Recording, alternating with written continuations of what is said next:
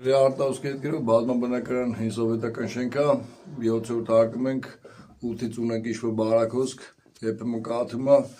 այսինքն պատվիրատուներն արդեն հետազոտել են վերևի հարևանը փակելով ստեղ կաթոցը վերանում է,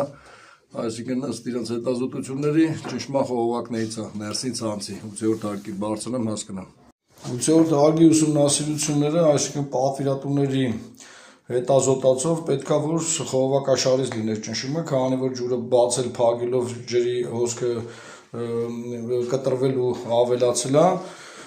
ճնշումներ տալով, տրասիրովկա անելով ոչինչ չեմ կարող հայտնաբերեմ, այսինքն ճնշումներ տալով անկումներ չունեմ,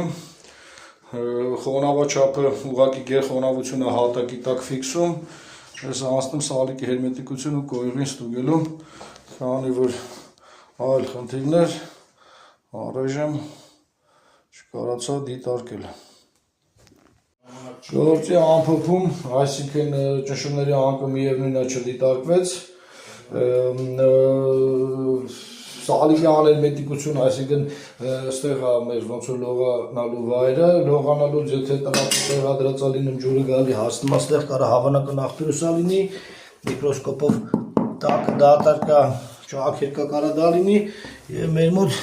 տուալետ է թողում գոֆրեից, որ կարա ուղղակի ուղղորդած ջուբելի, այսինքն շուրուբի տեղով թողի, այլ խնդիրներ գտած չի, խողովակաշարը կեսը մետաղական է, կեսը պլաստմասե է, այսինքն այս հատվածը մետաղական է, դեպքեր ունեցել են, որ մետաղական խողովակների դեպքում ճնշում տալուց ուղղակի ժանգով ինքը փակվում է,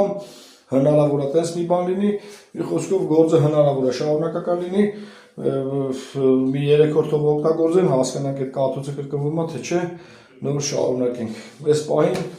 ոչ մի տիպի ճնշման անկում չկա, բայց պատվիրատուների նկարագրելով պետք է որ լիներ կամ սառից կամ տաքից։